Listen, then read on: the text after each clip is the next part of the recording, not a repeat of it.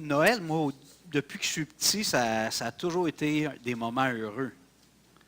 Je me souviens tout petit des souvenirs d'enfance que j'ai. Ma mère faisait un sapin de Noël, mais avec un vrai sapin.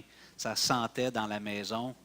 Puis je me rappelle les semaines, là, je ne sais pas combien de temps qu'elle faisait ça avant le 25 décembre, mais il était chargé. Maman, en plus, elle mettait des chocolats, des cannes de Noël. Ah, mon ami. Il ne fallait pas en prendre sans permission. En bas, il y avait la crèche, puis tout ça. Mon frère puis moi, je ne sais pas, c'était peut-être ma génération, là, mais on avait des figurines, là, soit de Star Wars ou G.I. Joe, petits bonhommes. Puis là, nous autres, on jouait là-dedans pendant 3 semaines. On avait du fun. Là, nos bonhommes grimpaient dans le sapin. Puis, des beaux souvenirs. Puis évidemment, à Noël, on déballait nos cadeaux. On avait hâte. Je me souviens une fois, j'avais demandé le camion de pompiers Fisher-Price. Puis les bonhommes Fisher-Price, les articulations pliaient. Mes parents m'ont acheté le Playmobil. Playmobil, c'est des bonhommes qui sont comme ça. Ah, je pleurais. Quelle ingratitude. Je pleurais. Je pas lui voulais. Les bras bougeaient de mamie, n'étaient pas le fun à jouer, tu sais. Les autres, les genoux, puis les. Je ne suis pas fier de ça. Je m'en souviens, par exemple. Puis après ça, j'ai rencontré le Seigneur Jésus à l'âge de 19 ans comme mon sauveur et Seigneur. Puis là, Noël est devenu encore plus beau. Ah, Noël, là, c'était beau, Noël. Puis c'est encore comme ça aujourd'hui. Je trouve ça merveilleux. Je n'ai pas vécu encore, peut-être que ça va m'arriver un jour, de la solitude, je ne l'ai pas vécu, mais je sais que partout, dans les églises, en dehors des églises, il y a des gens qui sont seuls dans la période des fêtes. Puis, évidemment, ils voient beaucoup de gens, que là, ça se prépare, le gros party de famille, puis tout ça. Fait que je voulais nous encourager ce matin, quelqu'un m'avait partagé ça. Quand même si on est tout seul dans la période des fêtes, on trouve de la consolation avec le Seigneur. Ceci étant dit, je veux quand même encourager peut-être ceux qui vivent ça à l'Église. Ça vous tente une soirée, peut-être le 24, le 25, de venir ici, mettre un petit peu d'ambiance, inviter d'autres personnes de l'Église. Vous le dites, on va vous prêter une clé, on vous fait confiance. Faites-vous un party de Noël ici, OK? Si quelqu'un de l'Église veut prendre l'initiative, puis je sais qu'il y avait la longue veille qui se faisait des fois le 31 au soir dans des églises, là, mais vous voulez organiser quelque chose comme ça, dites-nous là, on va l'annoncer, on vous prête une clé. Mais donc, ceux peut-être qui vivaient de la solitude, essayez, venez me voir, prenez l'initiative, peut-être qu'il y en a 2, 3 autres qui vont venir avec vous, pour commander du poulet, manger de la tourtière, jouer à des jeux. Donc, l'Église, c'est pour nous, donc c'est disponible si jamais quelqu'un veut prendre une initiative. Mais quand même, je voulais réfléchir sur la signification de Noël, puis nous encourager. Si on vit de la solitude, si on est dans ces moments-là un peu seul, ça va peut-être m'arriver un jour. Pour l'instant, je suis bien entouré dans cette saison-là, mais dans le fond, Noël, à travers cette fête-là, ou plutôt l'événement qu'on célèbre à Noël, Dieu est venu rencontrer le plus grand besoin de l'être humain. Je vous pose la question, je suis sûr que tout le monde a la réponse ou à peu près. Quel est le plus grand besoin de l'être humain? Être aimé par Dieu, communion avec Dieu. Le plus grand besoin, évidemment, souvent on ne s'en rend pas compte, les êtres humains ne le savent pas. Ils trouvent la consolation dans la bouteille, ils trouvent la communion avec l'âme sœur, l'être tant cherché. Puis finalement, les gens, quand ils ont tellement d'attentes face à l'amour, ils sont déçus parce que l'autre n'est pas parfait. Le plus grand besoin de l'être humain, c'est d'être en communion avec Dieu. Évidemment, on a besoin les uns des autres, on a besoin de réciprocité humaine. C'est pour ça que Dieu a créé Ève, parce qu'Adam, il y avait des animaux avec lui, mais il ne trouvait pas d'aide semblable à lui, de vis-à-vis d'autres êtres humains avec qui il pouvait avoir une communion, un échange relationnel. Mais le besoin le plus profond de l'être humain, même si tu as une belle relation avec l'homme de ta vie, la femme de ta vie, tes enfants, si tu n'as pas une communion avec Dieu, il y a un vide que Dieu seul peut combler dans ton cœur. Dans le jardin d'Éden, qu'est-ce qu'il y avait avant que l'homme et la femme désobéissent et qu'ils soient chassés? C'était la présence de Dieu. Souvent, je reviens avec cette séquence-là, mais je pense que c'est important. Dieu était là, il venait voir Adam et Ève tous les jours. Ensuite, à cause de la chute, ils ont été chassés du jardin d'Éden. Ils ont été expulsés. Puis quand Dieu a fait sortir Israël d'Égypte, il a dit à Moïse, il a donné des consignes, il a dit, tu vas construire une grande tente qu'on appelle le tabernacle, qui veut dire tente. Puis je veux que le tabernacle, chaque fois, parce qu'il était nomade, chaque fois que vous installez votre camp, je veux que la tente soit au milieu, puis il y a 13 tribus au nord, 13 tribus au sud, 13 tribus à l'est, 13, 3, 12 tribus en tout. Dieu était au centre. Ensuite, quand ils ont conquis finalement la terre promise, Dieu a construit, au début, il y avait le tabernacle, la tente qui était installée de façon permanente, mais après, David a eu à cœur de construire un temple. Dieu a dit, c'est correct, mais ça ne sera pas toi, ça va être ton fils. Et là, Dieu a dit, lorsqu'il y a eu l'inauguration, puis tout ça, Dieu a dit, quand les gens vont être loin de moi, puis qu'ils vont prier en direction de cette maison, de ce lieu, je vais porter attention. Donc, l'Éden, le tabernacle dans le désert, puis en partie dans la terre promise, le temple. Ensuite de ça, Jésus vient, puis à un moment donné, vous vous souvenez, il dit aux Juifs, il dit, détruisez ce temple, puis en 3 jours, je vais le reconstruire. Là, les gens, ils ont ri de lui. Il dit, ça a pris 70 ans, je ne me souviens pas combien d'années construire ça. Puis il dit, toi, tu vas construire ça. Et là, Jean ajoute le commentaire, Jésus parlait du temple de son corps. Dieu avec nous, c'était Jésus. Et on va réfléchir sur le sens du mot Emmanuel tout à l'heure, ou plutôt on va tricoter autour de ce nom-là. Mais ensuite, Jésus dit aux disciples, on va le voir un peu plus tard, il s'en va, puis il dit, je ne vous laisse pas orphelin. Quand je vais être parti, moi puis mon Père, on va vous envoyer un consolateur, le Saint-Esprit. Et maintenant, la maison de Dieu, là où Dieu habite, c'est au milieu de nous, les chrétiens. Pas dans la bâtisse, si ça, c'est juste des matériaux physiques. Mais Dieu est là, au milieu de nous. C'est nous, la maison de Dieu, l'Église. Chaque fois qu'il y a un groupe de chrétiens qui se réunit au nom de Jésus, Dieu est là. Donc, encore là, on voit que ce que Dieu veut, c'est être en communion avec nous. Il veut habiter au milieu de nous. Il veut être en relation avec nous. Puis la Bible nous dit que dans l'Apocalypse, je vous invite à ouvrir vos Bibles, Apocalypse, le dernier livre, chapitre 21. Dieu nous fait une belle promesse, Apocalypse 21.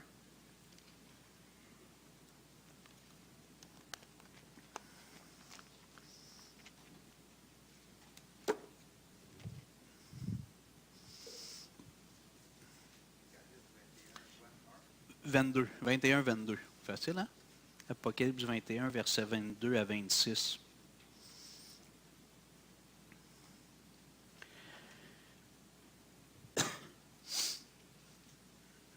C'est Jean qui a cette vision, qui a écrit le livre de l'Apocalypse.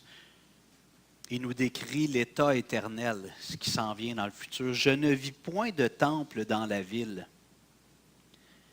car le Seigneur Dieu Tout-Puissant est son temple, ainsi que l'agneau. La ville n'a besoin ni du soleil, ni de la lune pour l'éclairer, car la gloire de Dieu l'éclaire et l'agneau est son flambeau. Les nations marcheront à sa lumière et les rois de la terre y apporteront leur gloire. Ses portes ne se fermeront point le jour, car il n'y aura point de nuit. On y apportera la gloire et l'honneur des nations. » Alors ici, Dieu nous dit que dans l'état éternel, ce qui va être définitif, c'est qu'il n'y aura pas besoin de temple dans la nouvelle Jérusalem. C'est là où le peuple de Dieu va habiter, parce que Dieu va être au milieu de nous. C'est comme si on retourne dans le jardin d'Éden. Dans l'éternité, Dieu va habiter au milieu de nous. Plus besoin d'un temple pour aller rencontrer Dieu. Dieu va être là au milieu de nous. Donc, le plus grand besoin de l'être humain, c'est d'être en communion avec Dieu. Et c'est ce que Dieu veut faire. Son objectif ultime, son souhait pour chaque être humain, c'est que nous soyons réconciliés avec lui.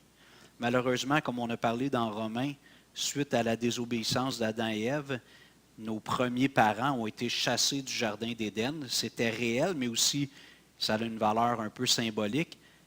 L'accès à Dieu, la communion avec Dieu, sans péché, sans entrave, c'était fini. Et il fallait qu'il y ait des processus, des mécanismes que Dieu mette en place pour qu'on retrouve cette communion. Et maintenant, en Jésus, on peut retrouver cette communion. Et nous, l'Église, nous sommes la maison de Dieu, puis on invite les gens à se joindre à nous. Pas à venir dans nos 4 murs puis avec notre plafond, mais à se joindre à nous, les chrétiens, pour rencontrer Dieu, puisque c'est nous qui sommes ses témoins. Et on espère que plusieurs personnes vont venir à sa connaissance. Maintenant, on va aller lire le récit de l'annonce de la naissance de Jésus. Maintenant, Matthieu chapitre 1, s'il vous plaît. Matthieu chapitre 1.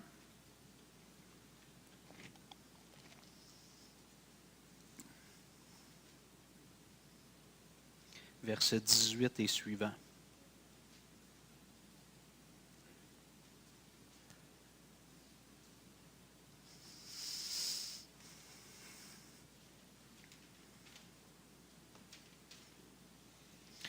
Voici de quelle manière arriva la naissance de Jésus-Christ. Marie, sa mère, ayant été fiancée à Joseph, se trouva enceinte par la vertu du Saint-Esprit avant qu'ils eussent habité ensemble. Joseph, son époux, qui était un homme de bien et qui ne voulait pas la diffamer, se proposa de rompre secrètement avec elle.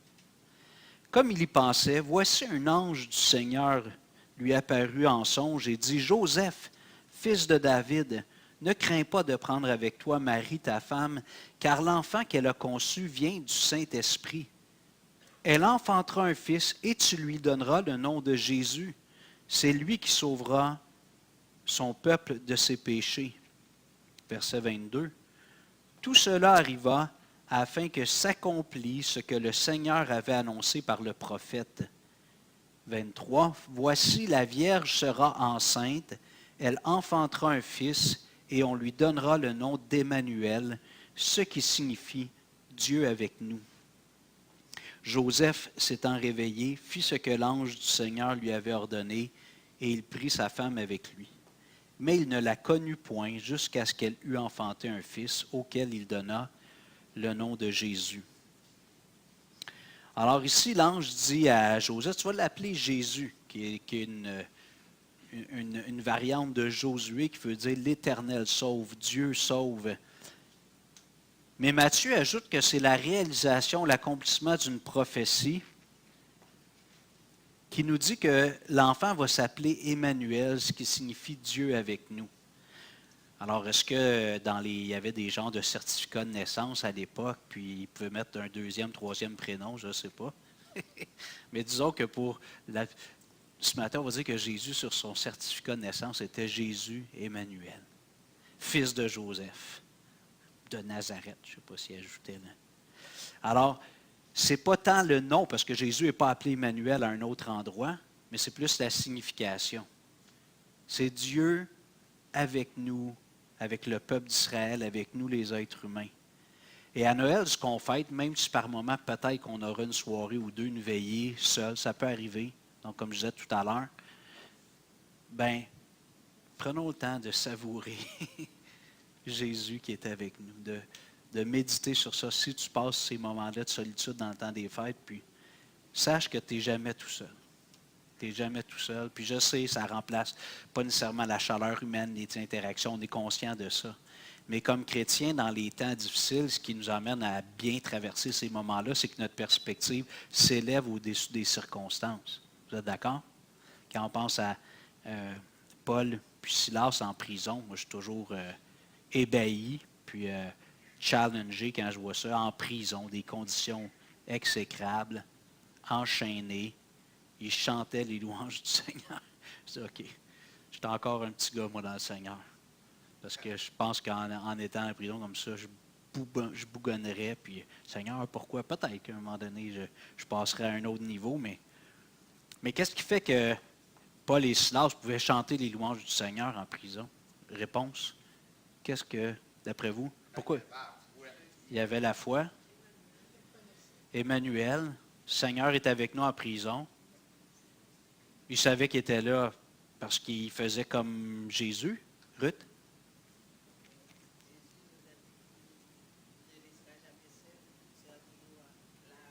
Même en prison? Même en prison. Même en prison. Ça ne veut pas dire de faire des mauvais coups, là. Okay? On n'a pas besoin d'aller en prison, ce n'est pas un bon témoignage. Puis lui, il se disait, Jésus a dit, « Réjouissez-vous quand vous serez persécutés à cause de mon nom. » Paul, il dit dans une de ses lettres que pour lui, c'était un sujet de gloire de prendre part aux souffrances de Christ. Il dit, je comprends puis je connais un peu plus Jésus quand on me fait du mal parce que j'aime Dieu. Parce que Jésus, on l'a crucifié parce qu'il aimait Dieu, puis il voulait accomplir la volonté de Dieu. Je vous le dis, là, moi, je ne suis pas là du tout, là, je vais être honnête. Là. En tout cas, j'ose espérer que par la grâce de Dieu, si on avait des persécutions, je passerais en 5e vitesse, là, mais ma maison ne se vendait pas, puis je n'étais pas de bonne humeur. Ben, ça prenait du temps, là, c'était pas après un mois quand même. Mais fait que tout ça pour vous dire que je ne prétends pas être de la même maturité que Paul, mais dans des circonstances exécrables, il peut louer le Seigneur. Il est dans la joie parce qu'il a été jugé digne d'être mis en prison à cause de sa foi en Jésus. Alors, ce que je veux exprimer à travers cet exemple-là, c'est que pour nous, les chrétiens, quand c'est difficile, ce qui nous permet de passer à travers des épreuves avec même de la joie et de l'allégresse dans le cœur, c'est qu'on s'élève au-dessus des circonstances visibles. Puis dans notre cœur, par la foi, nos pensées sont ailleurs. Alors peut-être pour les moments de solitude, mais évidemment, ce qu'on va partager ce matin, c'est bon pour chacun d'entre nous d'apprécier certains des bénéfices du fait que Dieu est avec nous, Emmanuel. Alors j'ai fait quelque chose que je fais à peu près jamais. J'ai fait comme un acronyme avec le mot Emmanuel. Acrostiche? Acronyme, c'est quoi? Que je vais vérifier. OK. Acronyme et acrostiche, c'est pas la même chose. OK. Puis acronyme? OK. Ah, OK, OK. OK, un acrostiche, merci. Alors, merci, professeur Nathalie. Alors, Emmanuel, il y a 9 lettres, puis j'ai pensé à, pas 9, 8, il y a 8 lettres, j'ai pensé à 8 bénéfices d'avoir Dieu avec nous. Alors, le premier, vous l'avez vu sur la feuille, hein? J'espère que j'ai imprimé une bonne feuille. L'esprit. Alors, Emmanuel, esprit. Tu n'as pas la feuille, Michel? Est-ce qu'il y en a d'autres qui n'ont pas la feuille? Puis peut-être gardez cette feuille-là dans votre Bible. Quand vous êtes un petit peu de mauvaise humeur, vous sentez un peu morose, pensez à ces 8 choses-là, puis dites, « Hey, moi, je suis un enfant de Dieu, je bénéficie de ça. » Et probablement qu'en arrière, tu peux en écrire 40 autres. Peut-être que l'an prochain, on en prendra d'autres, s'il y en a qui me font des suggestions. OK. Alors, l'Esprit de Dieu, Dieu avec nous par son Esprit, ça tombait bien. Je ne sais pas si j'aurais mis ça, si c'était moi qui n'avais pas pensé aux 8 lettres. Mais comment Dieu est-il avec nous aujourd'hui, pour chaque enfant de Dieu, comment Dieu est-il avec nous par son Esprit? Si tu es un enfant de Dieu, je pense que tu le sais déjà, tu le comprends, mais l'Esprit de Dieu est en toi pour l'éternité. Alors, quand tu te sens tout seul, sache que tu n'es pas tout seul. Jean chapitre 14, s'il vous plaît. La promesse que Jésus a faite. Jean 14. Vous pouvez en prendre une par personne. Il y a assez de feuilles un matin. Mettez ça dans votre Bible. Quand vous sentez tout seul. Jean 14, verset 15 et suivant.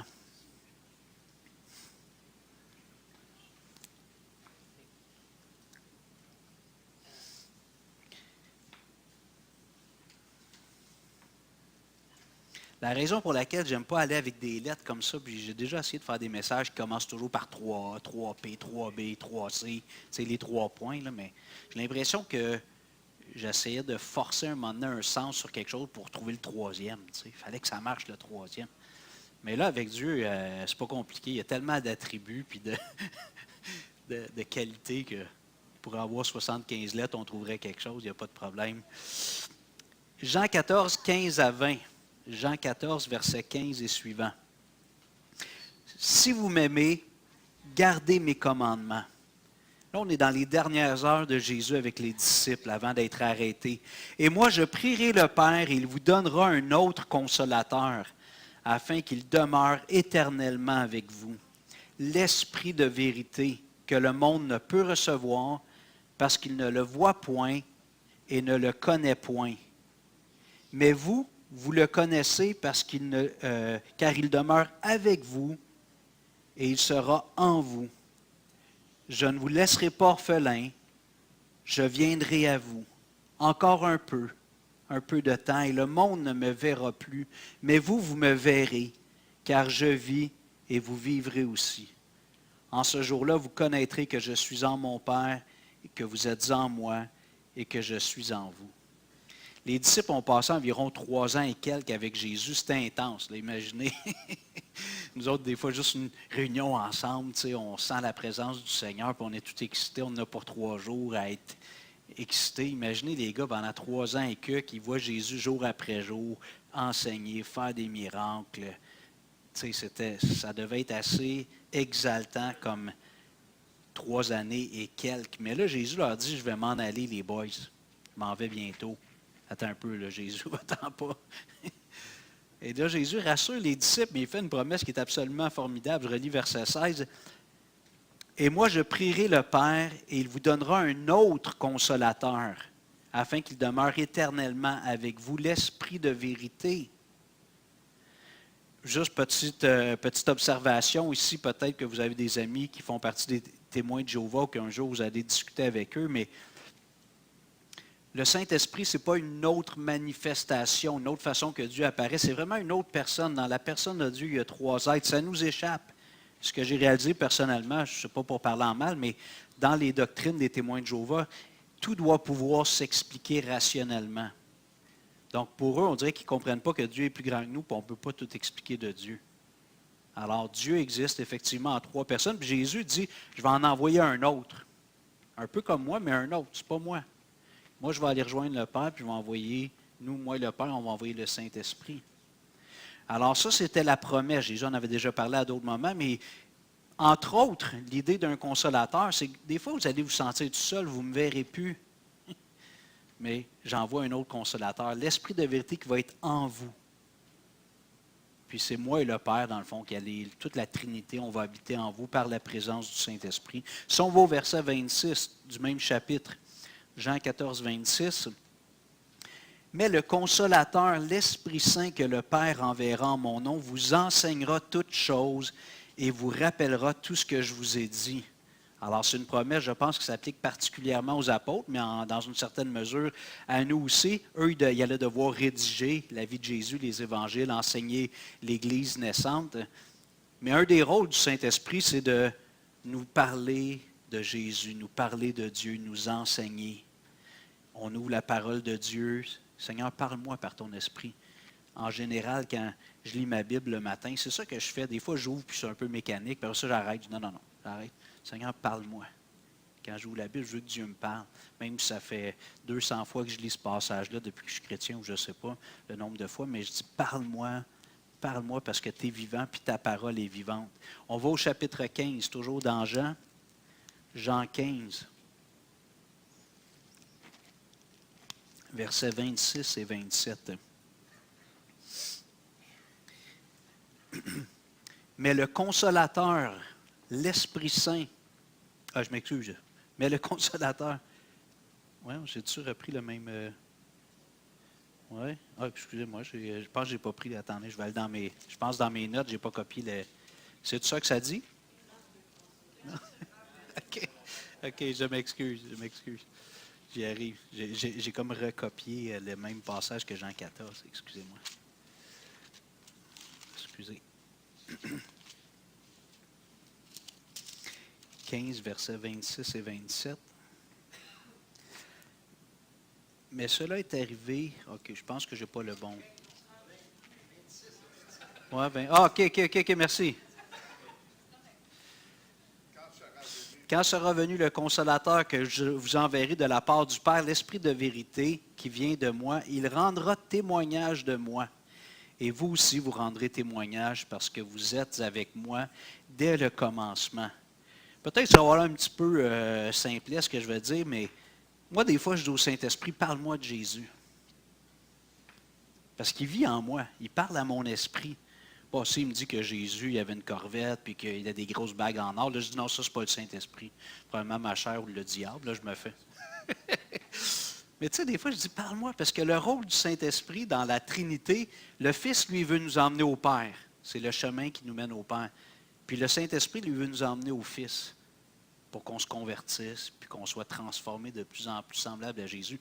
Fait que dans la Trinité, ce n'est pas seulement ça leur fonction, mais on voit que l'Esprit, lui, est là pour mettre en valeur le Fils. Le Fils il est là pour nous conduire au Père, mettre en valeur le Père. Mais je demande des fois au Saint-Esprit, parle-moi de Jésus. C'est l'Esprit de Jésus, on l'appelle aussi l'Esprit de Jésus. Jean 16, on va au prochain chapitre, versets 13 et 14. Évidemment, juste ça, on pourrait faire plusieurs semaines. C'est ce qu'on appelle la pneumatologie. Pneuma qui veut dire esprit ou souffle. Jean 16, 13 et 14. Quand le Consolateur sera venu, l'Esprit de vérité, il vous conduira dans toute la vérité, car il ne parlera pas de lui-même, mais il dira tout ce qu'il aura entendu, et il vous annoncera les choses à venir. Il me glorifiera parce qu'il prendra de ce qui est à moi et vous l'annoncera. Donc l'Esprit qui est en moi, ce qu'il veut, c'est mettre Jésus en valeur, m'aider à connaître Jésus, contempler Jésus, imiter Jésus, être de plus en plus semblable à Jésus. On va aller dans le livre des Actes après l'Évangile de Jean, chapitre 1.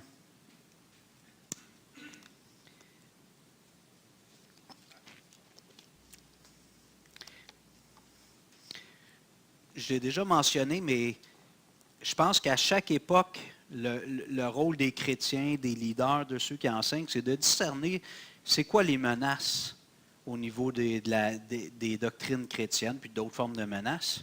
Puis comme j'aime prendre comme exemple, c'est que souvent, à l'époque de Paul, il y avait la circoncision. Hein, Paul, il parle souvent, on l'a vu dans Romains, la circoncision, si ce n'est pas celle du cœur, ça ne vaut rien, puis ainsi de suite, en quelque sorte. Donc aujourd'hui, ce n'est pas un enjeu. Je vous prêchais à tous les dimanches, là, faites-vous pas dire d'aller vous faire circoncer, les gars. Peut-être que vous avez Hugo, comme on est en 2024, ce n'est pas un enjeu. Mais on a d'autres enjeux aujourd'hui. Puis on vit dans une société de consommation. On a appelé il y a une cinquantaine d'années une société de loisirs. Vous vous souvenez de ça? Hein? Puis, et je trouve qu'aujourd'hui, je pense que vous allez être d'accord avec moi, les gens sont très centrés sur leur bien-être, le petit moi. Hein? On est très centrés sur... Puis c'est correct, il ne faut pas dire que nos sentiments et nos émotions, ce n'est pas important, mais... Et ce qu'on est en train de voir ce matin, c'est un peu pour réchauffer nos cœurs, effectivement. Mais ce que Jésus va nous dire dans Acte 1.8, c'est important de garder en tête une des raisons principales pour laquelle l'Esprit de Dieu habite en nous. Acte 1.8, quand le Consolateur... Hey, ça va pas bien. Excusez-moi. Ben oui, je suis tout mélangé dans mes... Mais je le connais de toute façon. Mais vous recevrez une puissance. Acte 1.8. J'ai mal collé mes affaires. Mais vous recevrez une puissance, le Saint-Esprit survenant sur vous, et vous serez bien dans votre cœur. Ce sera comme un bouillon pour l'âme. C'est ça? Mais vous serez mes témoins à Jérusalem, en Judée, en Samarie, jusqu'aux extrémités de la terre. Alors, on a vu Jésus, plusieurs fois, il parle du consolateur. Donc, c'est l'idée de rassurer, d'encourager. Le mot consolateur, ça peut être aussi quelqu'un qui encourage, pas juste quelqu'un qui vient nous rencontrer dans notre tristesse. Mais il faut garder en tête, puis c'est ce qu'on a vu dans Jean 16, c'est que si on a l'Esprit de Christ, c'est pour témoigner. Alors, comme chrétien, le fait que Jésus vive en moi, souvent, ça nous pousse à sortir de nous-mêmes. Moi, j'ai remarqué que souvent, lorsque j'étais insatisfait dans une relation, soit dans ma relation de couple, relation avec un collègue de travail, avec un frère, une soeur à l'église, c'est que souvent, j'étais centré sur moi, mes émotions, comment je vivais les choses. Puis quand ça devenait un peu comme un sujet de tristesse, puis que j'allais en parler au Seigneur, souvent le Saint-Esprit me dit, Hugo, tu es trop centré sur toi. Comment tu peux aider cette personne-là? Change ta perspective. Oui, mais Seigneur, ma femme n'est pas comme ça. Tu sais, ça m'arrive. Le Seigneur m'a dit, Hugo, comment tu peux être un meilleur mari, toi? Enlève les yeux de toi, puis mets tes yeux sur les besoins de ton épouse, du frère, de la sœur, d'un collègue de travail. Change ta perspective. Et c'est libérateur. C'est libérateur. Qu'est-ce qui fait, j'en ai parlé souvent, mais qu'est-ce qui fait que les gens aujourd'hui, là, ils ont des relations amoureuses en série? C'est parce qu'ils cherchent dans un être humain ce que Dieu seul peut donner. Ils ne sont jamais satisfaits d'une relation à l'autre. Puis, dans le fond, l'Évangile nous pousse à mourir à nous-mêmes, puis à chercher les intérêts des autres autant que les nôtres, à ne pas juste chercher dans les relations quelque chose qui vient nous combler ou nous satisfaire, mais quand je vais dans les conférences pour les personnes célibataires au Caniboulo, je l'ai fait quelques années, mais je dis aux gens, je sais que c'est un petit peu un choc quand je dis, il y en a qui ne sont pas tellement contents, mais en tout cas, je leur dis, tant que tu n'es pas, si tu es chrétien, évidemment, si tu n'es pas chrétien, je ne sais pas quoi te dire, là, mais si tu es chrétien, tant que tu n'es pas bien avec toi-même et le Seigneur, je te suggère de ne pas entrer dans une relation amoureuse. Parce que tu vas exiger de l'autre quelque chose qu'il ne pourra pas te donner. Comme chrétien, quand on a le Seigneur, on peut être heureux. Je ne dis pas qu'on ne veut pas emmener de la chaleur humaine. Il y a la dimension physique, puis tout ça, avoir une présence physique. C'est normal, là, ça, je comprends tout ça. Dieu nous a créés comme des êtres sociaux. Mais si là, ta vie, c'est comme un calvaire, une misère, parce que tu n'as pas l'âme sœur dans ta vie, tu n'es pas prêt. Oui, mais avec le Seigneur. Tu comprends? Oui. Parce que le jour où tu vas trouver l'âme sœur, la perle rare, tu vas te marier, puis que elle ne sera pas maquillée le matin, elle va avoir mauvaise haleine, elle va sentir des pieds quand elle enlève ses souliers. Hein? Et on pourrait faire une longue liste. Vous dites, oh, pelaille. C'est pas ça que je pensais que j'allais marier. Tu sais, on vit dans une vision un peu idyllique puis idéaliste. Mais là, quand on vit ensemble, jour après jour, les défauts sortent, le côté humain normal sort aussi. Puis là, tu dis, aïe, aïe, qu'est-ce que j'ai fait? Ah non, Seigneur, tu es dans ma vie, puis tu vas m'aider à aimer cette personne-là, même quand elle n'est pas maquillée, même quand elle a mauvaise haleine. On va dire, va te brosser les dents, viens me voir. Oui, ben oui. C'est juste qu'avec le temps, on a moins de filtres. Hein? On dit plus, hey, tu peux. OK. L'Esprit de Dieu, Emmanuel 1, l'Esprit de Dieu. Il faut que j'aille un peu plus vite pour les autres. Deuxième, Dieu est miséricordieux. Et comme quelqu'un avait dit un jour, ce n'est pas le sens étymologique du mot, mais une bonne façon de le retenir. Quand on est dans la misère, Dieu nous lance une corde. Misère, corde. Quand on est dans la misère, Dieu nous tend la main. Il aime ça nous rencontrer dans notre misère, Dieu. Parce qu'il veut qu'on se rappelle que c'est le Sauveur. Alors Dieu est miséricordieux. Et ce que j'ai marqué ici dans mes notes, Dieu connaît nos faiblesses, nos limites et nos péchés. Et on va aller lire le psaume 103, s'il vous plaît. Donc, M pour miséricordieux. Psaume 103, verset 13 et suivant.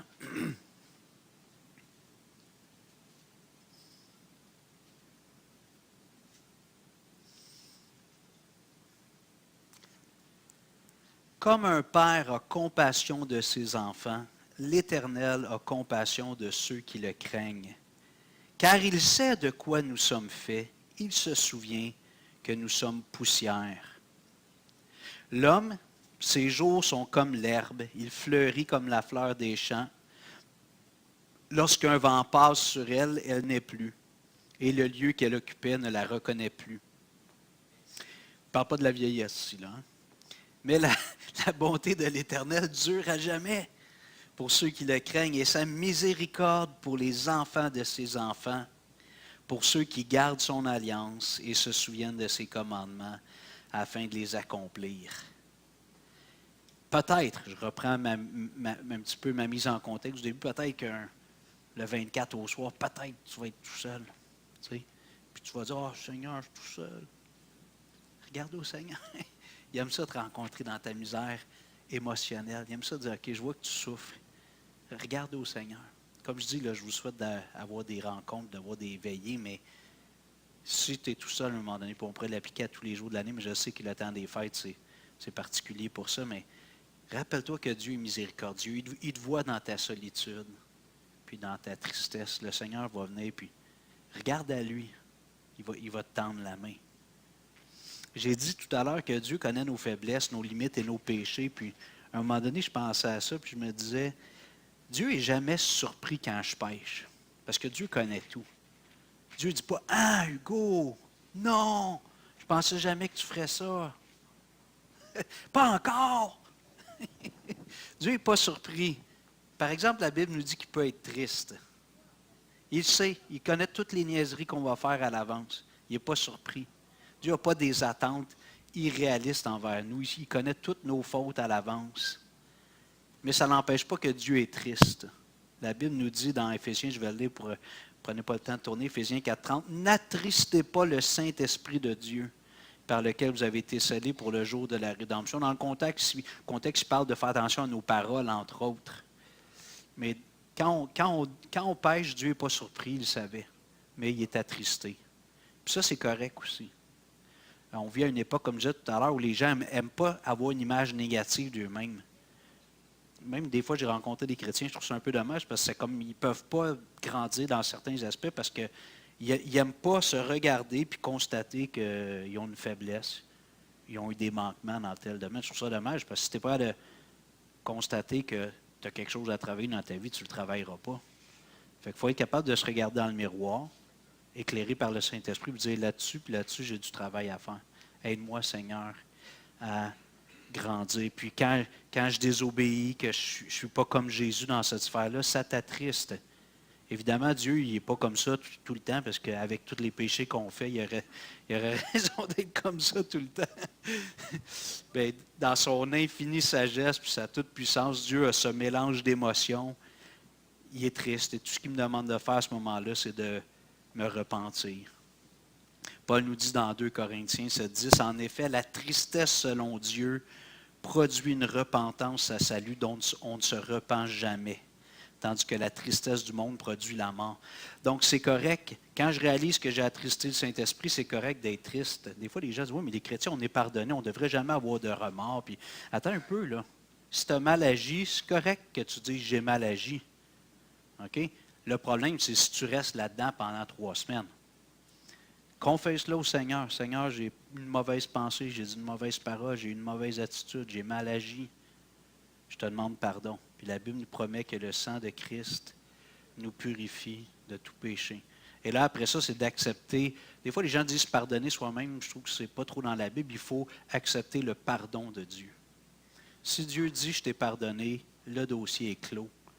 Dieu, tu me pardonnes. Maintenant, je peux relever la tête, pas avec orgueil, mais les comptes sont réglés, je relève la tête, puis je recommence, puis aide-moi la prochaine fois à ne pas tomber dans le piège encore, à ne pas commettre la même chose, la même pensée, la même parole. Moi, j'ai lutté avec ça au début. Je voulais me mortifier pendant 1 semaine, 2 semaines, tu sais, pas avec des vraies fouettes, mais pourquoi j'ai péché, puis là pendant 3 jours de même. Là.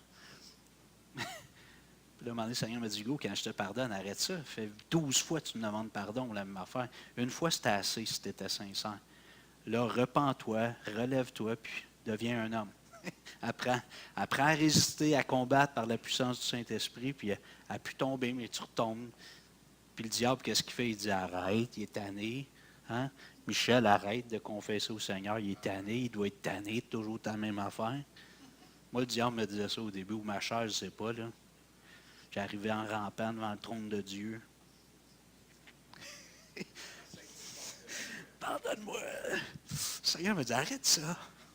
Hein, dans le Notre Père, on a vu il y a plusieurs années, Dieu veut qu'on vienne sur ses genoux. Pas qu'on vienne en rampant. Dieu, j'ai péché. Il était à mon petit gars. Là, on va sur comment ça a été ta journée. Ça a été le fun. On était à l'église, on a chanté, j'ai encouragé un frère, puis tout ça. Cet après-midi, par exemple, à un moment donné, j'ai eu une mauvaise pensée. Ah ouais, raconte-moi ça. Ben, tu sais, telle personne à l'église, là, elle met des drôles de chapeaux, puis je trouve ça bizarre. J'ai eu des mauvaises pensées. C'est-tu correct, Hugo, d'avoir des mauvaises pensées comme ça?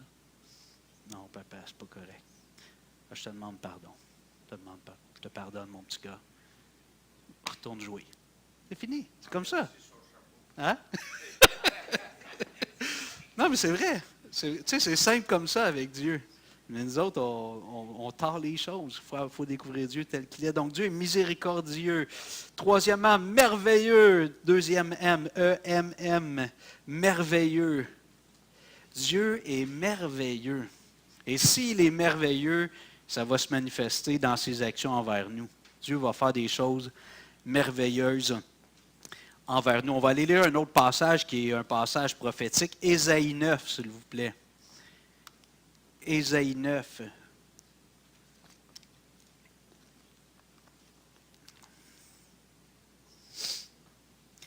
Quand Paul et Silas étaient en prison, ils devaient penser à quelque chose comme ça. Nul n'est comme toi, Dieu puissant, éternel. Tu es merveilleux, c'est ça? Ils devaient chanter « Tu es merveilleux » en prison.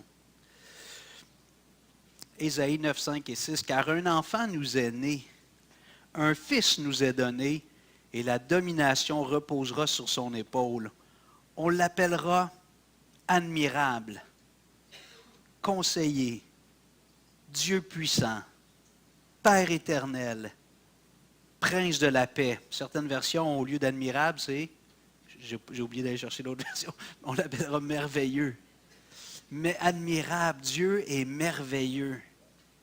Donner à l'Empire, verset 6 de l'accroissement, une paix sans fin au trône de David et à son royaume, l'affermir et le soutenir par le droit et par la justice, dès maintenant et à toujours. Voilà ce que fera le zèle de l'Éternel. Le nom de Jésus est merveilleux. Son nom, merveilleux sauveur. On peut. Maintenant, si Dieu est merveilleux, il va faire des choses merveilleuses envers nous. Marc 7, 37. J'aime ce petit passage-là. C'est comme un commentaire de Marc. Il me semble qu'on ne le voit pas dans les autres évangiles. Puis vous savez que j'ai été professeur de maths dans mon passé. Puis moi, j'aime les chiffres. Pas que il y en a qui disent qu'il y a plein de choses qu'on peut trouver dans la Bible avec les chiffres. Là. On appelle ça la numérologie, je pense. Peut-être, là, mais c'est vrai qu'il y a des drôles de coïncidences, mais les versets n'étaient pas là au début. Tu sais, les chapitres et les versets, ce n'était pas écrit. Quand on écrit une lettre à quelqu'un, on ne met pas au début de chaque phrase un numéro. 1, bonjour mon amour. 2, je t'aime. 3, je pense à toi. 4, on écrit une lettre, ça continue. Donc, ils ont mis à un moment donné des chiffres pour nous aider à nous retrouver dans un gros livre comme ça. Mais j'aime le 7 puis le 3, moi. Parce que le 7, c'est le chiffre de la perfection. 3, la Trinité, le 1, seul Dieu, 12, 24. C'est des nombres que j'aime. Et là, 7, 37. Merveilleux, ça.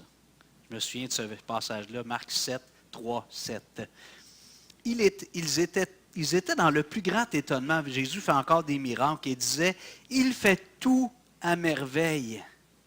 Même il fait entendre les sourds et parler les muets. Il fait tout à merveille. » De méditer sur ce Dieu merveilleux, de dire tout ce que tu fais dans ma vie, même dans des circonstances que moi, je n'aurais pas nécessairement choisies, tu es en train de faire quelque chose de merveilleux.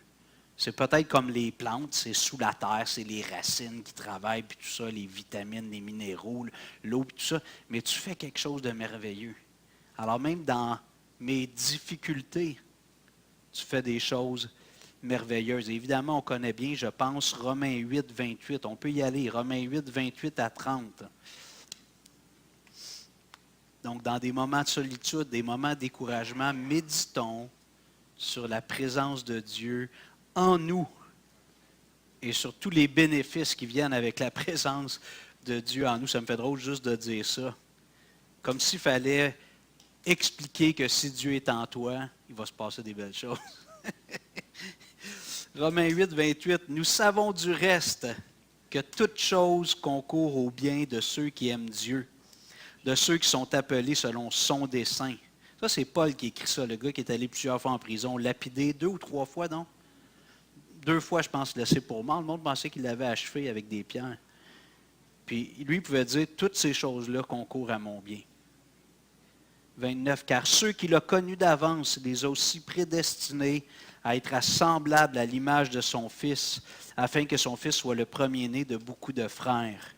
Et ceux qu'il a prédestinés, il les a aussi appelés, et ceux qu'il a appelés, il les a aussi justifiés, et ceux qu'il a justifiés, il les a aussi glorifiés. Souvent, on connaît bien le verset 28, nous savons du reste que toute chose concourt bien de ceux qui aiment Dieu, parce que ça nous réconforte quand on passe par des... On va le partager un frère, une soeur, c'est pas facile, mais rappelle-toi que, tu sais, sans manque de compassion, rien, je ne suis pas à ta place, mais rappelle-toi que ça concourt à ton bien. Parce que Dieu a pris ta vie en charge, tu lui as donné ta vie, inquiète-toi pas, il va tenir sa parole. Et même si ce n'est pas facile, ça concourt à ton bien. Ça converge, il y a quelque chose qui se passe.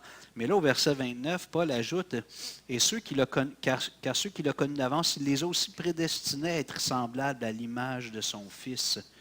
L'objectif de Dieu ultime, on a dit le plus grand besoin de l'être humain, c'est d'être en communion avec Dieu.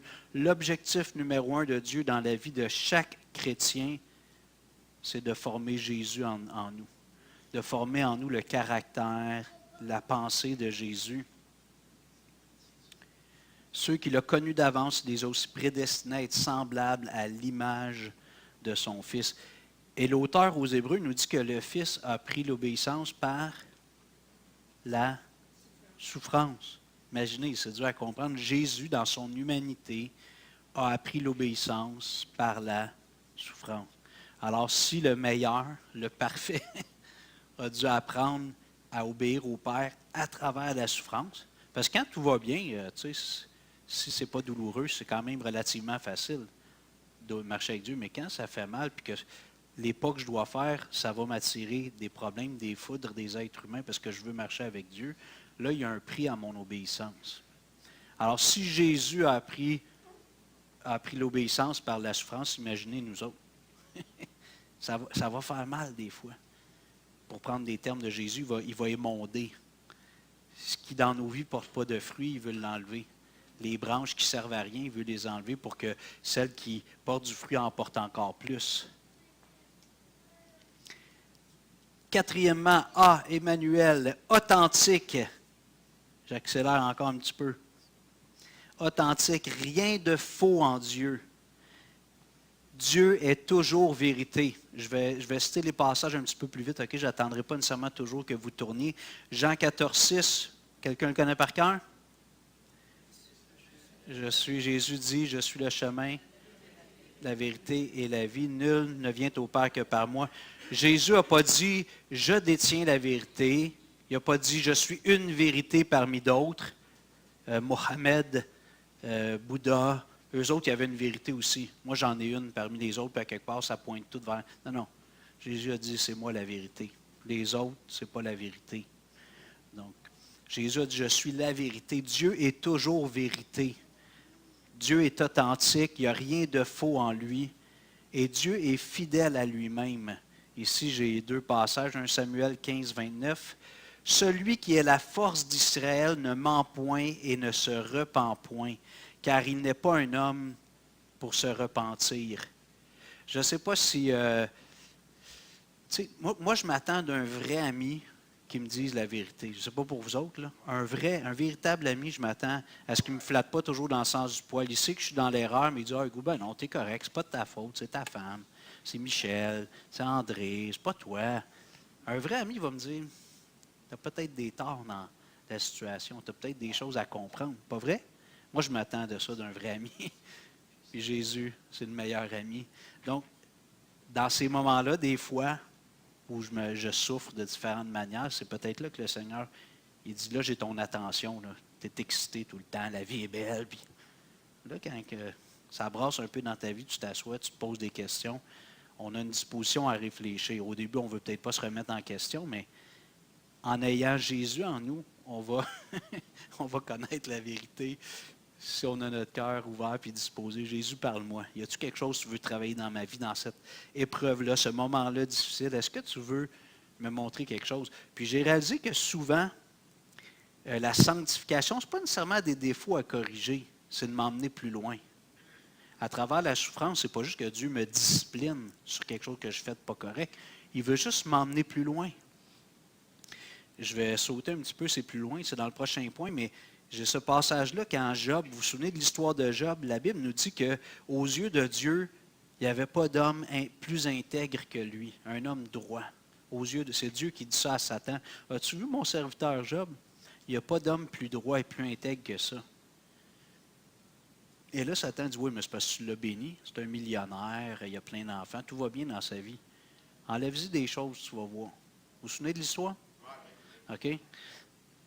Dieu dit, OK, enlève-y ses enfants, ses richesses, tout ça. C'est pas banal, hein? Il perd tout. Après ça, Job, il maudit pas Dieu. Il continue à rester fidèle. Il dit, l'Éternel a donné, l'Éternel a ôté, que le nom de l'Éternel soit maudit. C'est ça? Non, non, soit béni. Que le nom de l'Éternel soit béni. Là, sa tête dit, ouais, mais là, attends un peu. Là, il faut que tu touches à sa chair. Envoie une grosse maladie. Là. Quand ça va y faire mal de partout, il va te maudire. Le Seigneur dit, vas-y. Il envoie une maladie qui est décrite comme un ulcère. Nathalie, elle a une petite douleur dans le dos, c'est fatigant, hein? Imagine tout ton corps.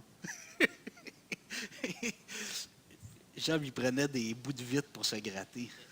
Des tessons, il prenait des bouts de poterie, tellement que ça le démangeait.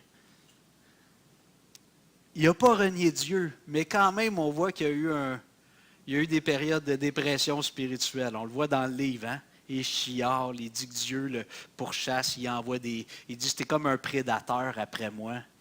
Fait que quand on vit des moments difficiles puis qu'on dit des âneries, il y en a d'autres. C'est pas correct, là, mais ça peut arriver. Même des hommes comme Job, comme David, ils ne comprenaient pas pourquoi Dieu permettait telle et telle chose.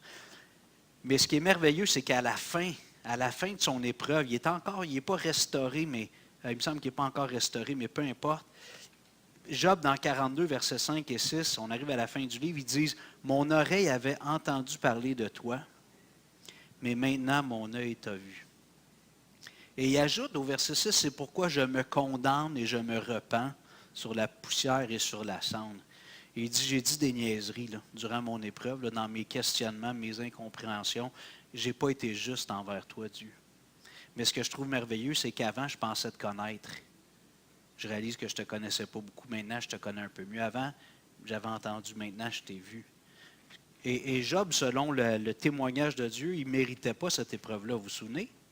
C'est un homme intègre et droit. Il ne méritait pas ça. Humainement, là, il ne méritait pas. Alors Dieu a permis toute cette misère-là, que probablement que je ne traverserai pas personnellement. Je n'arriverai pas à... Juste pour qu'il connaisse Dieu davantage. Mais on revient, c'est quoi notre plus grand besoin au début? D'être en communion avec Dieu. Jésus a décrit la vie éternelle comme connaître Dieu. Il dit la vie éternelle. Souvent, nous, la vie éternelle, on pense à une vie qui ne finit pas. C'est vrai, mais la vie éternelle, c'est aussi une vie qu'on expérimente. Il y a de la vie en nous. Et Jésus dit, la vie éternelle, définition simple, connaître Dieu. À ce que je sache, Dieu est infini. Vous êtes d'accord? Fait que j'en ai pour l'éternité à connaître Dieu. Mais tu veux vivre la vie véritable, comme disait l'annonce pour les forces armées, si la vraie vie t'intéresse, engage-toi. Si la vraie vie t'intéresse, connais Dieu. À travers les épreuves, la solitude, la maladie, cherche à connaître Dieu. Je sais, quand on est dedans, c'est pas facile. Là. Je le sais. Mais quand même, qu'est-ce qui guide nos pensées? La parole de Dieu ou les circonstances? C'est la parole de Dieu qui va nous transformer. N. Vous allez gracier avec moi, personne qui dort? Ça va? Novateur. Dieu est novateur. Le N, novateur, ça veut dire que Dieu aime nous surprendre. Il est créatif. Dieu est novateur. Il aime nous surprendre. Dieu a dit, car mes pensées ne sont pas vos pensées, vos voix ne sont pas mes voix. Dieu n'est pas définissable. Et le problème de l'être humain, c'est ça, c'est qu'on veut essayer de définir Dieu. Quand on écrit des livres de théologie, on prêche, on essaie d'expliquer Dieu. Mais à un moment donné, il faut reconnaître qu'on n'arrivera jamais à saisir Dieu pleinement parce qu'on a pour l'éternité à le découvrir. Mais quand moi j'ai réalisé, je l'ai expérimenté à 2-3 reprises dans ma vie, c'était évident, je pensais que j'avais compris Dieu dans tel domaine. Je pensais que ça, un peu comme si c'était une bébelle, là, un objet, j'avais compris comment ça marchait Dieu dans tel domaine. Tu sais, c'est pas conscient, là. Mais tu te rends compte quand Dieu te surprend que, oh, OK, j'avais des idées prédéfinies sur Dieu. Et là, quand on est là, qu'on pense qu'on a compris comment ça marche, Dieu s'arrange pour qu'on se rende compte qu'on n'a pas compris encore comment ça marche. Parce qu'il n'est pas définissable. Alors, quand ça va bien, puis on dit, OK, je sais comment ça marche, je fais les bons choix, les bonnes décisions, Dieu me bénit, ça marche. Dieu va nous ramasser dans le coin. Ça me fait penser à un gars qui joue au hockey, la tête penchée, avec du contact, là. Et mon ami, boum, dans la bande, sur le dos. Que c'est ça, Dieu, qu'est-ce qui arrive? Ben, tu pensais que tu m'avais compris. je veux te surprendre. Alors Dieu aime nous surprendre. On aime ça quand c'est des beaux cadeaux, tu sais, des choses plaisantes. Mais quand on pense qu'on a compris Dieu, Dieu s'assure qu'on comprenne qu'on ne peut pas saisir Dieu pleinement. C'est ça, dans le fond, une idole, c'est quoi? C'est qu'on essaye de définir Dieu. Pour Aaron, c'était de faire un veau d'or. Voici l'Éternel qui t'a fait sortir du pays d'Égypte. Dieu venait de dire, vous ne ferez pas d'image taillée. Puis... Alors, l'être humain, on veut définir Dieu. Alors, gardons-nous nous-mêmes et laissons Dieu nous surprendre. Laissons Dieu nous surprendre. Lorsque Dieu est venu rappeler à Abraham, l'an prochain, tu vas avoir un fils de ta femme Sarah qui est stérile. Je vais lire le passage dans Genèse 18, 13 et 14. L'Éternel dit à Abraham, parce que Sarah, elle a ri, elle a entendu Dieu qui disait, ta femme Sarah va te donner un fils l'an prochain. J'ai 90 ans. Je suis une vieille peau. Ça ne marche plus. Fait que le Seigneur, il dit, pourquoi Sarah a-t-elle ri en disant, est-ce vraiment que j'aurai un enfant, moi, qui suis vieille? Et là, Dieu ajoute cette phrase-là. Retenez ça, Genèse 18, 14. Y a-t-il rien qui soit étonnant de la part de l'Éternel? Au temps fixé, je reviendrai vers toi à cette même époque, et Sarah aura un fils. Puis Dieu a demandé que Abraham appelle son fils Isaac, qui veut dire « il rit ». Imagine comment Dieu est un peu taquin. Et chaque fois que tu vas appeler ton fils Sarah, tu vas te rappeler que tu ris quand j'ai fait la promesse. Une belle leçon, hein? Il rit, viens ici. Maman, pourquoi vous m'avez appelé il rit? On trouve que tu avais un beau sourire quand tu es sorti de mon ventre. Abraham a dit Sarah.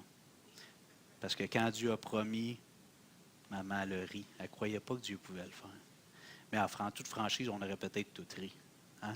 Rendu à 90 ans, stérile depuis des 10 décennies. On n'est pas mieux. 6e, Emmanuel, uni aux chrétiens.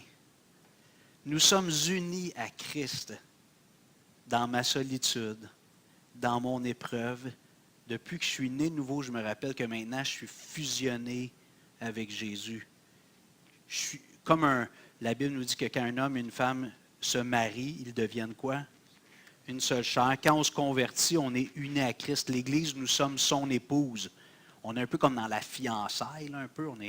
Il va y avoir les noces de l'agneau dans l'éternité. Mais Romains 6, je lis ça rapidement, versets 3 à 7. « Ignorez-vous que nous tous qui avons été baptisés en Jésus-Christ, c'est en sa mort que nous avons été baptisés. Nous avons donc été ensevelis avec lui par le baptême en sa mort, afin que comme Christ est ressuscité des morts par la gloire du Père, de même, nous aussi, nous marchions en nouveauté de vie. » Au verset 5, Paul ajoute, « En effet, si nous sommes devenus une même plante avec lui, par la conformité à sa mort, nous le serons aussi par la conformité à sa résurrection. » Paul nous dit qu'il prend plusieurs images ici. Il dit qu'on a été enseveli avec Jésus, on a été crucifié avec lui, puis ainsi de suite. Mais là, il dit qu'on est unis, on est une même plante. On a été fusionnés un peu comme des greffes. Là, quand ils greffent, on a ici 2 arbres en avant. Naturellement, ils ne devraient pas tomber, nos 2 mûriers pleureurs. Ils devraient être dans la joie et avoir un beau sourire par en haut. Mais ils ont greffé l'arbre à l'envers. Puis là, ça nous fait un beau parapluie, des tailles, belle coupe de cheveux, c'est beau. Mais c'était 2 arbres qu'on a greffés ensemble, et Paul nous dit de la même façon, on a été unis à Christ. Christ est le sceptre et nous sommes les sarments. Pierre nous dit même que nous sommes devenus participants de la nature divine. 2 Pierre 1, versets 3 et 4. Sa divine puissance, en parlant de Dieu évidemment, nous a donné tout ce qui contribue à la vie et à la piété au moyen de la connaissance de celui qui nous a appelés par sa propre gloire et par sa vertu. Celle-ci nous assure de sa part les plus grandes et les plus précieuses promesses, afin que par elles, vous deveniez participants de la nature divine, en fuyant la corruption qui existe dans le monde par la convoitise. Je trouve que ces mots-là sont tellement chargés.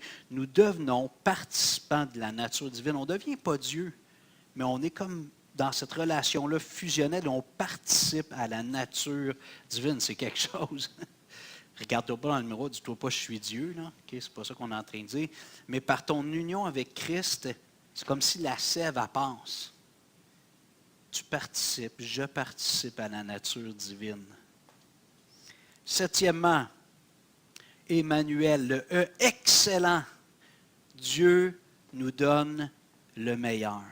Et ça revient un petit peu, je vais accélérer un peu, ça revient un petit peu à ce qu'on disait dans Romains tout à l'heure. Même si c'est difficile, Dieu est en train de me donner l'excellence. Il veut le meilleur pour moi. Si c'est disciplinaire parce que je prenais une fausse voie, c'est parfait. Si c'est juste pour m'emmener plus loin dans ma connaissance de lui, c'est parfait aussi. Alors Dieu est excellent et tout ce qu'il fait, il le fait avec excellence. Jacques 1, 16 et 17 nous dit, « Ne vous y trompez pas, mes frères bien-aimés, toute grâce excellente et tout don parfait descendent d'en haut, du Père des Lumières, chez lequel il n'y a ni changement, ni ombre de variation. » Dieu, ce n'est pas comme un père qui est en train d'apprendre la paternité en la faisant. Moi, rendu au deuxième, on fait des choses différentes, troisième, un peu différentes, quatrième, cinquième. On a arrêté à 4, nous autres, mais on s'ajuste, on apprend la paternité. Comme les gens disent toujours, les bébés ne viennent pas avec un manuel d'utilisateur. C'est un peu une façon de parler, mais Dieu, lui, n'est pas en train d'apprendre en le faisant. Dieu est égal de toute éternité, donc il ne fait jamais d'erreur. Ce n'est pas un père qui est en apprentissage. Donc Dieu, tout ce que Dieu nous accorde, c'est parfait. Puis, ce qu'on peut faire dans ces moments-là, où on veut se concentrer sur la personne de Dieu, Dieu avec nous, c'est de savourer Dieu. Pas Paul, mais Pierre nous dit dans 1 Pierre 2, verset 1 à 3, « Rejetant donc toute méchanceté et toute ruse, la dissimulation, l'envie et toute médisance, désirez comme des enfants nouveau-nés le lait spirituel et pur, afin que par lui vous croissiez pour le salut, si vous avez goûté que le Seigneur est bon. » Moi, j'aime ce petit passage-là. J'imagine Pierre, la brute. Il a l'air d'une brute, hein, Pierre, souvent. Tu sais, le pêcheur, le tough, le chef de la gang. Puis il dit, si vous avez goûté que le Seigneur est bon. Il avait le cœur tendre. Il avait goûté à la bonté de Dieu. Puis c'est une exhortation, nous-mêmes, dans la parole de Dieu, à aller découvrir Dieu, puis à savourer le Seigneur, comme un bon fruit, une bonne mangue. Simon, tu connais ça, les bonnes mangues en Haïti? Prends une mangue, c'est bon, une mangue mûre. Si tu as goûté que le Seigneur est bon, savoure-le. David nous dit dans le psaume 42, « Comme une biche soupire après des courants d'eau, ainsi mon âme soupire après toi, ô Dieu. » Seigneur, ma femme n'est pas fine, là. Je trouve qu'elle devrait changer là-dessus, puis ça rend ma vie difficile, tu sais. Seigneur me dit, Hugo, savoure-moi. Vous vous souvenez de l'éponge? Je vous avais parlé d'une éponge à un moment donné, vous souvenez-vous? Quelqu'un qui n'est pas rempli du Seigneur, c'est comme une éponge sèche. Puis là, dès qu'il rentre en contact avec quelqu'un, il veut tirer du liquide. Il veut siphonner, comme on dit. Oui, il veut, tu sais, parce qu'il n'est pas satisfait, mais comme chrétien, quand on est rempli du Saint-Esprit, on est comme une éponge saturée d'eau. Puis quand on vient proche des gens, au lieu de on les éclabousse. On cogne, puis là, la saveur de Dieu tombe sur eux. On est rempli du Seigneur, on déborde. Alors David dit ici, « Comme une biche soupire après des courants d'eau, ainsi mon âme soupire après toi, ô Dieu. Mon âme a soif de Dieu, du Dieu vivant. Quand irai-je et paraîtrai-je devant la face de Dieu? Mes larmes sont ma nourriture jour et nuit pendant qu'on me dit sans cesse, « Où est ton Dieu? » Je me rappelle avec effusion de cœur quand je marchais entouré de la foule et que je m'avançais à sa tête vers la maison de Dieu, au milieu des cris de joie et des actions de grâce d'une multitude en fête. Et là, David se parle, « Pourquoi t'as battu mon âme et gémis-tu au-dedans de moi? Espère en Dieu, car je le louerai encore. Il est mon salut et mon Dieu. » David, il se parle. J'écoutais quelque chose, avec une petite méditation de John Piper dernièrement, puis il disait que dans le fond, il prenait ce passage-là, il dit, il faut qu'on se parle, les chrétiens, parle-toi. Puis souvent, aujourd'hui, il y a beaucoup de détresse psychologique. Hein? À 19 ans, ils prennent des antidépresseurs, c'est compliqué la vie.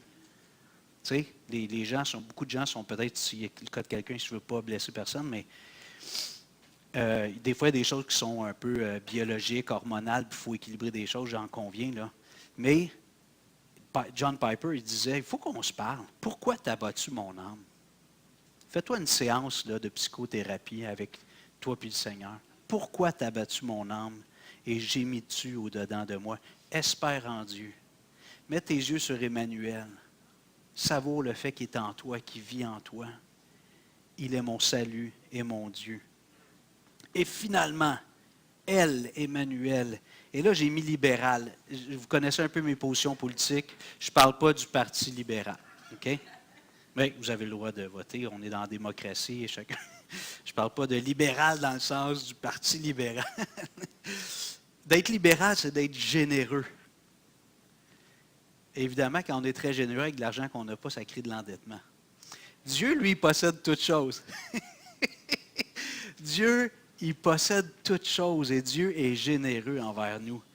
Paul nous dit dans Éphésiens 1,8, « Béni soit le Dieu et Père de notre Seigneur Jésus-Christ qui nous a bénis de toute bénédiction spirituelle dans les lieux célestes. » Peut-être tu dis, « Ouais, mais Hugo, moi je ne suis pas riche, tu me dis que Dieu m'a béni. » Là. J'entends des Joel Osteen, des Benny Hinn qui disent que si je crois en Jésus, je vais devenir beau, riche et en santé. Ça, ce n'est pas l'Évangile, ça. La Bible nous dit qu'on est béni de toute bénédiction dans les lieux célestes. Ça ne veut pas dire qu'il n'y a pas des cadeaux et des bénédictions. Je trouve qu'au Canada, on est quand même béni si on se compare avec beaucoup d'autres personnes sur la planète. Mais nos bénédictions sont premièrement dans les lieux célestes. Mais Dieu est gracieux, Dieu est généreux. Je trouve, nous, entre autres, en Occident, ici en Amérique du Nord, on est bénis.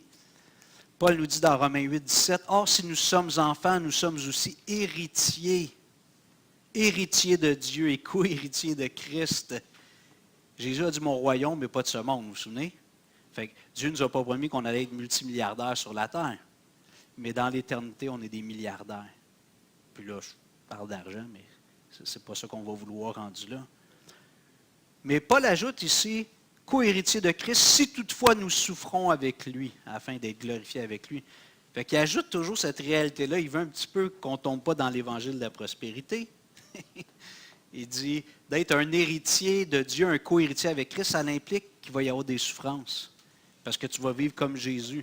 Jésus n'avait même pas de maison sur la terre, vous vous souvenez? C'était un sans domicile fixe. Pas un sans-abri, mais un sans domicile fixe. Il dit, les renards ont des tanières, c'est quoi l'autre? Les oiseaux ont des nids, puis il dit, moi, je n'ai même pas une place pour coucher ma tête. Jésus, c'est un sans domicile fixe.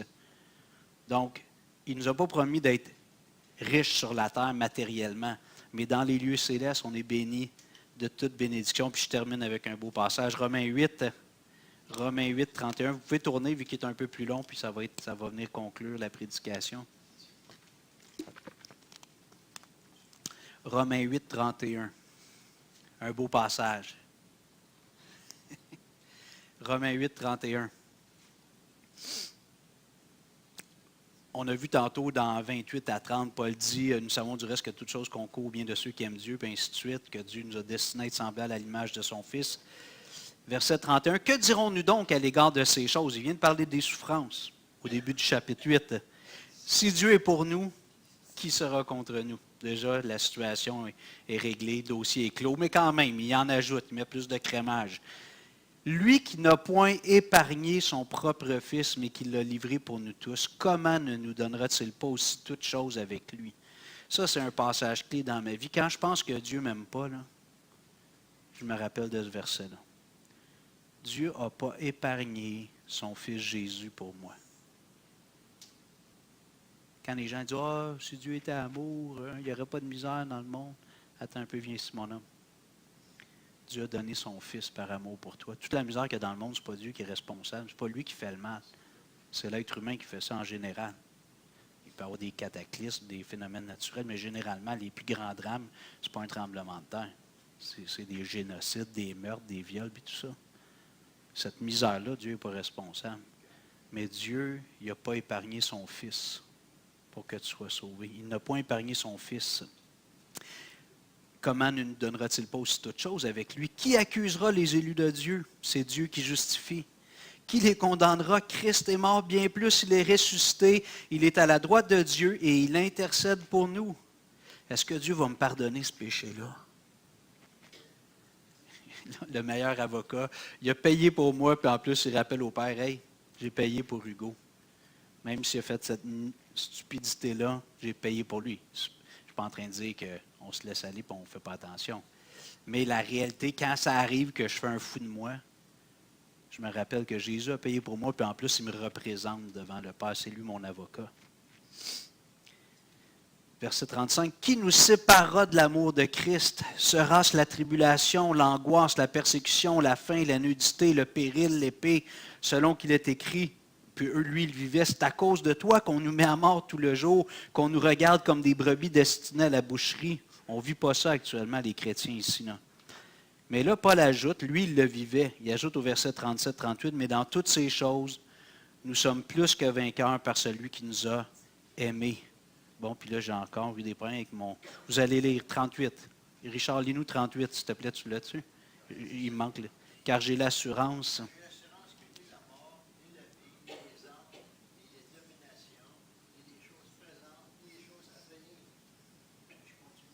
Oui, s'il te plaît.